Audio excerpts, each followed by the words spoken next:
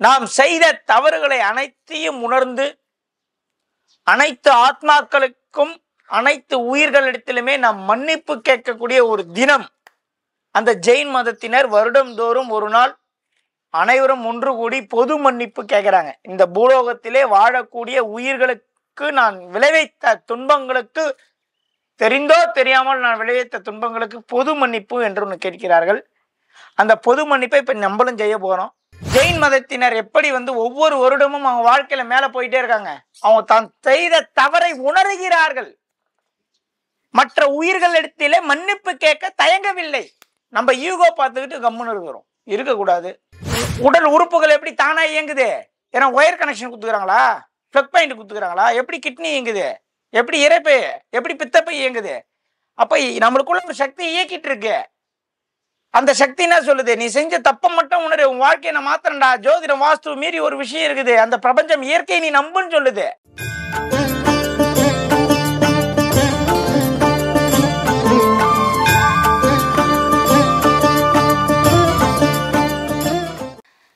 அனைவருக்கும் வணக்கம். நான் உங்கள் PMK சம்பத் சுப்பிரமணி. வருடத்தில் வரக்கூடிய கர்ம வினையை தீர்க்கக்கூடிய ஒரே ஒரு நாள், மொத்த கர்மாவையும் அடிச்சு தும்சம் பண்ணக்கூடிய நாள். சில பேர்லாம் பாருங்க, இளம் வயதுல கஷ்டப்படுவான். கல்யாணத்துக்கு அப்புறம் நல்ல ஒரு மனைவி, நல்ல ஒரு இடம் கிடைக்கும், லைஃப்ல செட்டில் ஆயிடுவான், பினான்சியலி சூப்பர் ஆயிடுவான். சில பேர் ஃபினான்ஸ் வைஸ் நல்லா இருப்பாங்க, கல்யாணத்துக்கு அப்புறம் சுத்தமா எல்லாத்தையும் டவுன் பண்ண, எல்லாத்தையும் இழந்துருவான். இந்த ரெண்டு டைப் இருக்குது. மூணாவதா ஒரு டைப் இருக்குது, ஸ்டார்டிங்ல இருந்து எண்டு வரைக்குமே கஷ்டத்தை மட்டுமே போடுவான். அவனும் சுத்தாத கோயில் இருக்காது, பார்க்காத வாஸ்து இருக்காது, பார்க்காத ஜாதகம் இருக்காது, பண்ணாத பரிகாரம் இருக்காது. ஆனா என்ன பண்ணாலும் அவனுக்கு எங்க போனாலும் பிரச்சனையாவே இருக்கும். இதுக்கு தீர்வுன்னா ஆராய்ச்சி. நம் பல கட்ட ஆராய்ச்சி ரீதியாக பல ஊர்கள், பல நபர்கள், பல ஆலயங்கள் செல்லும் பொழுது ஜெயின் மதத்தினர் எப்படி நல்லா இருக்காங்கன்னு ஒரு ஆராய்ச்சி பண்றோம். ஜெயின் மதத்திலே மகாவீர் சொல்லியிருக்கிறார், ஒரு புல்லு பூண்டு புழு கூட மெரிக்கூடாதுன்னு. உடனே கேட்காதீங்க, அப்ப நம்ம இந்து மதத்துல சித்தர்கள் சொல்லலையா, வள்ளலார் சொல்லியாலாம் கேட்காதீங்க. சொல்லக்கூடிய கருத்தை முழுசா முதல்ல கேளுங்க, ஒரு வீடியோவை ஃபுல்லா பாருங்க. அதுக்குள்ள கமெண்ட்ல கீழே எழுதக்கூடாது. மகாவீர் என்ன சொல்றாருன்னா, ஒரு புல் பூண்டு கூட மெரிக்க கூடாதுன்னு. அப்போ ஜெயின் மதத்திலே ஒரு வரி சொல்லப்பட்டுள்ளது. 84,000 லட்சம் உயிர்கள் இந்த பூலோகத்திலே வாழ்கிறது. இந்த 84,000 லட்சம் உயிர்களுக்குள் நாம் எத்தனையோ பேருக்கு தெரிந்தோ தெரியாமலோ மன ரீதியாக உடல் ரீதியாக நம்ம என்ன பண்ணிருப்போம், துன்பத்தை அவங்களுக்கு கொடுத்துருப்போம். திட்டிருப்போம், அடிச்சிருப்போம், மெரிச்சிருப்போம், எறும்பை மெரிச்சிருப்போம், சாலையில போகும்போது ஒரு ஓட்டுநரை திட்டிருப்போம், வீட்டுல அக்கா தங்கச்சிக்குள்ள மனஸ்தாபம் இருக்கும், பேசாம இருப்போம். இதை அனைத்தையும், நாம் செய்த தவறுகளை அனைத்தையும் உணர்ந்து அனைத்து ஆத்மாக்களுக்கும் அனைத்து உயிர்களிடத்திலுமே நாம் மன்னிப்பு கேட்கக்கூடிய ஒரு தினம். அந்த ஜெயின் மதத்தினர் வருடந்தோறும் ஒரு நாள் அனைவரும் ஒன்று கூடி பொது மன்னிப்பு கேட்கிறாங்க. இந்த பூலோகத்திலே வாழக்கூடிய உயிர்களுக்கு நான் விளைவித்த துன்பங்களுக்கு, தெரிந்தோ தெரியாமல் நான் விளைவித்த துன்பங்களுக்கு பொது மன்னிப்பு என்று ஒன்று கேட்கிறார்கள். அந்த பொது மன்னிப்பை இப்ப நம்மளும் செய்ய போறோம். எல்லாருமே அதுல கலந்து கொண்டு, அவசியம் கலந்துக்கணும். வாய்ப்பு ஒரு நாள் தான். நீங்க சார் நான் பொது மன்னிப்பு என்னைக்கு வேணாலும் கேட்டுக்கிறேன் சார் அப்படின்னு சொல்லலாம். அது உண்மைதான். ஆனால் ஏன் அந்த நாளில் நம்ம வைக்கிறோம் என்றால், மகாவீர் அதுக்கும் ஒரு கணக்கு வச்சிருக்கார். திதி கணக்கு இருக்கு. நம்ம இந்த வருடம் விநாயகர் சதுர்த்தி அன்று மாலை 5 மணிக்கு அந்த பொது மன்னிப்பு தொடங்குகிறது. சார் விநாயகர் சதுர்த்திக்கு மறுநாள் வச்சிருந்தா வந்திருப்பனே சார், அதுக்கு முன்னாள் வச்சிருந்தா வந்திருப்பனேனால சொல்லாதீங்க. காரணம் சொல்லுகின்றவன் எப்பொழுதுமே ஜெயிக்க மாட்டான். பொது மன்னிப்புன்னு சொல்லிட்டேன். காலையில சாமி கும்பிடுங்க, கொழுக்கட்டை செஞ்சு வச்சு காலையில பிள்ளையாரை பிடிச்சி வச்சு சாமி கும்பிட்டுட்டு ஓடியாந்துருங்க. பஸ் பிடிச்சி, காரை பிடிச்சி, ட்ரெயினை பிடிச்சி, ஃபிளைட்டை பிடிச்சி. உங்களுக்காக தான் செய்யறோம். ஏன் நான் மட்டும் போய் அந்த 5 மணிக்கு உட்காந்து பொது மன்னிப்பு கேட்டு எனக்கு வர தெரியாதா? நம் மக்கள் நல்லா இருக்க வேண்டும், இந்த சமுதாயத்திலே ஒரு தொண்டு செய்ய வேண்டும் என்று நாங்கள் ஓடிக்கொண்டிருக்கிறோம். அப்போ ஃபங்க்ஷனே உங்களுக்காக தான். அப்ப நீங்களே வரலன்னா எதுக்கு ஃபங்க்ஷனு? அனைவரும் வந்து நம்ம உட்காந்து ஆத்மார்த்தமா பொது மன்னிப்பு கேட்க போறோம். நான் கோழியை மெரிச்சனா, குரங்கு மெரிச்சனா, ஆளை அடிச்சனா, திட்டினா எதுவும் எனக்கு தெரியாது. என் துன்பம் இன்று முதல் முழுமையாக முடிவுக்கு வந்து வாழ்க்கையில நான் அடுத்த கட்டத்துக்கு போகணும் இறைவா அப்படின்னு சொல்லி நம்ம பொது மன்னிப்பு கேட்க போறோம். 5 மணிலிருந்து 6 மணி வரைக்கும் 1 மணி நேரம் பிரார்த்தனை நடக்க போது, கூட்டு பிரார்த்தனை சென்னையில.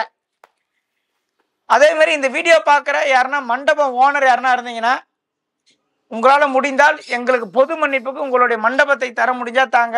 எங்களுக்கு ஹால் கிடைக்க மாட்டுது, கொஞ்சம் நாங்கள் யூஸ் பண்ணிக்கிட்டு திருப்பி நாங்கள் மண்டபத்தை நீட்டாக க்ளீன் பண்ணி கொடுத்துட்றோம். ரெண்டாவது இன்னொரு விஷயம், எந்த இடத்துல இந்த பொது மன்னிப்புனா சென்னையில தான். இன்னும் இடம் நாங்கள் தேடிட்டு இருக்கோம்.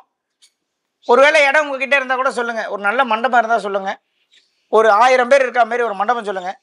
என்னுடைய கணிப்பு, அனைவரும் வந்து இந்த பொது மன்னிப்பில் கலந்து கொண்டு ஜெயின் மதத்தினர் எப்படி வந்து ஒவ்வொரு வருடமும் அவங்க வாழ்க்கையில மேல போயிட்டே இருக்காங்க.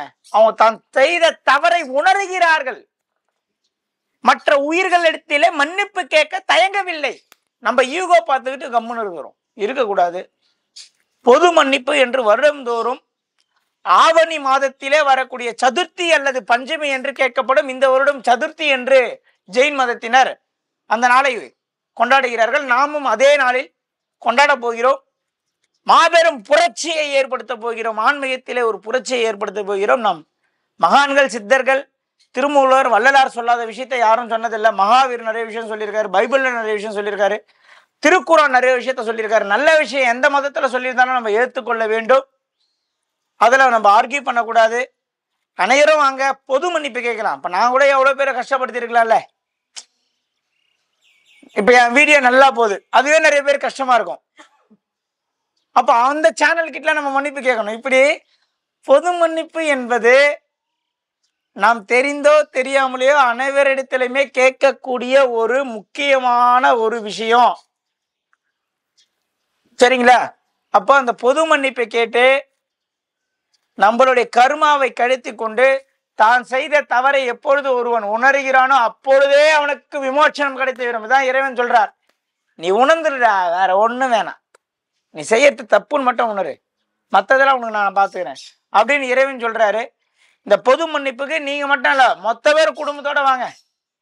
எங்களால முடிஞ்ச அளவுக்கு என் வாழ்க்கையும் ஒரு நாள் மாறிவிடாதா என்று ஏங்குபவர்களின் வாழ்க்கை ஒரு நாள் மாற வேண்டும் என்றுதான் நாங்கள் ஆசைப்படுகிறோம். என்ன ஒரு விஷயம்னா, 23ஆம் தேதி அமாவாசை தானியம் வச்சிருக்கோம்.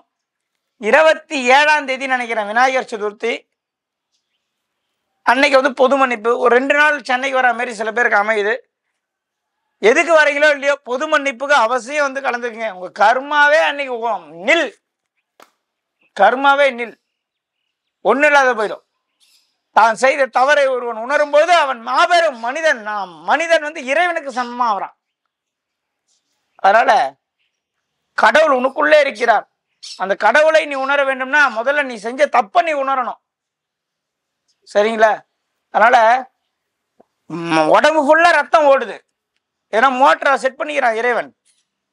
மீன் தொட்டியில மோட்டர் இருக்குது, அந்த மோட்டர் தண்ணியை வந்து என்ன பண்ணுது, சர்க்குலேஷன் பண்ணுது. வண்டியில இன்ஜின் இருக்குது, இன்ஜின் வந்து ஆயில சர்க்குலேஷன் பண்ணுது, இன்ஜின் ஆயில. உடம்புலனா மோட்டர் ஆகுது. அப்ப இறைவன் எப்படி சிஸ்டமேட்டிக்கா உள்ள ரத்தத்தை கீழே இருந்து மேல வரைக்கும் போக வைக்கிறான்? உடல் உறுப்புகள் எப்படி தானா இயங்குது? ஏன்னா ஒயர் கனெக்ஷன் குத்துக்கிறாங்களா, பிளக் பாயிண்ட் குத்துக்கிறாங்களா? எப்படி கிட்னி இயங்குது, எப்படி இறைப்பை, எப்படி பித்தப்பை இயங்குது? அப்ப நம்மளுக்குள்ள ஒரு சக்தி இயக்கிட்டு இருக்கு. அந்த சக்தி என்ன சொல்லுது, நீ செஞ்ச தப்ப மட்டும் உணரு, உன் வாழ்க்கையை நான் மாத்திரண்டா. ஜோதிடம் வாஸ்து மீறி ஒரு விஷயம் இருக்குது, அந்த பிரபஞ்சம் இயற்கை நீ நம்புன்னு சொல்லுது. அப்ப நீங்க எவ்வளவு விஷயத்தை தவறு செய்திருக்கலாம். அந்த தவறுகளுக்கு அனைத்து ஆத்மாக்களிடமே, அனைத்து உயிர்களிடம் நீங்கள் கேட்கக்கூடிய இந்த மன்னிப்பு, பொது மன்னிப்பு என்ற பெயர் வருடத்தில் ஒரு நாள் மட்டுமே தான் இதை நம்ம பண்றோம். வாங்க பொது மன்னிப்புல அனைவரும் மன்னிப்பு கேட்போம், வாழ்க்கையில அடுத்த கட்டத்துக்கு போவோம். என் வாழ்க்கையும் ஒரு நாள் மாறிவிடாதா என்று இயங்குபவர்களுக்கு உங்கள் வாழ்க்கை நிச்சயம் மாறப்போகிறது என்பதை நான் உறுதியாக கூறுகிறேன்.